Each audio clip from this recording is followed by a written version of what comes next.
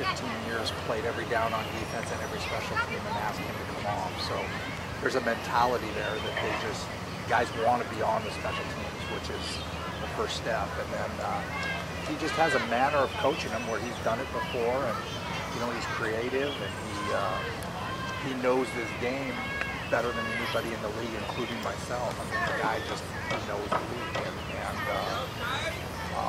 that punt the other night was Osh coming up saying, "Hey, let's punt this." It's just one of those things that you just don't think about. He just gets it. He's brought so much. He's been absolutely so far exceeded what you would expect in a first-year coach.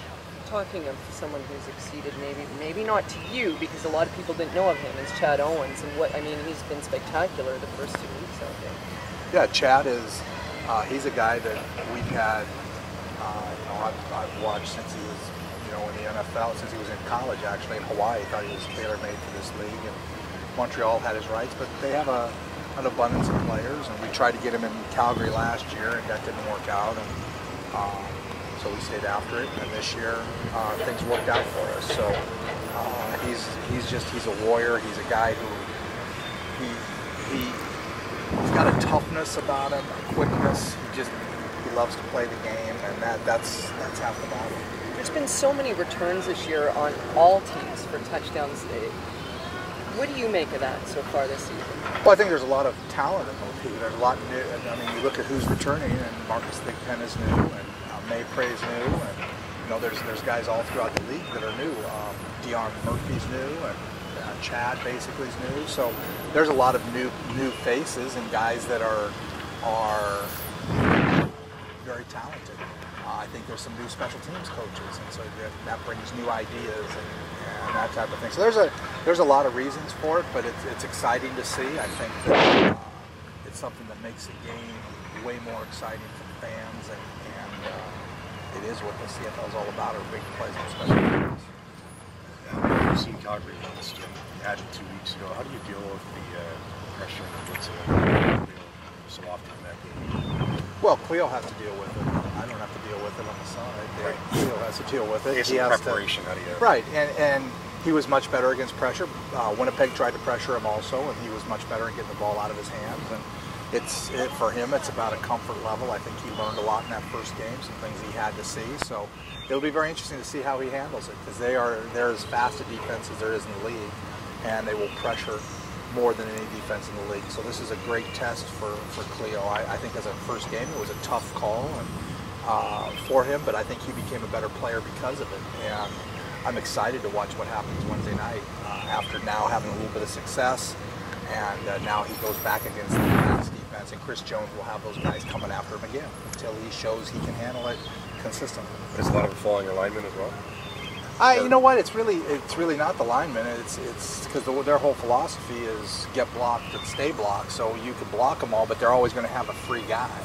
It's the scheme that is the problem. And Jones he's always going to get a guy free.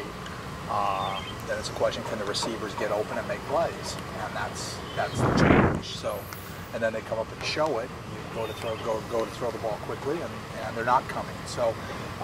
Jones does a great job. He's as good as there is in the league in terms of tough to prepare for and play against.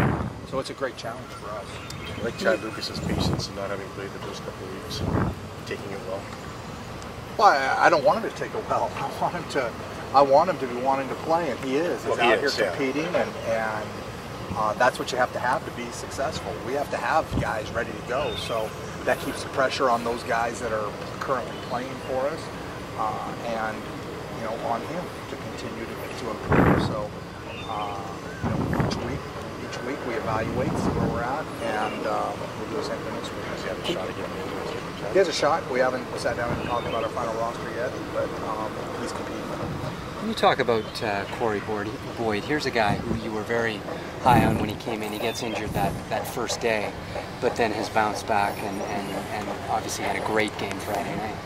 Well, his talent level was never in question, and he got hurt, but it was a kind of injury that he just needed time away. It was a head injury, and we felt like once that got over with, that his talent, we brought him here because we know what he can do. We wanted a big physical running back that can get those tough yards for you, and he's proven he can do that. And he's a smart guy. He's a good blocker. He protects very well, and then he's good when you detach him and run him on route. So he does all the things we need in that position, and we're fortunate to have him. Part of the key to beating Calgary too, the defense getting up the field fast.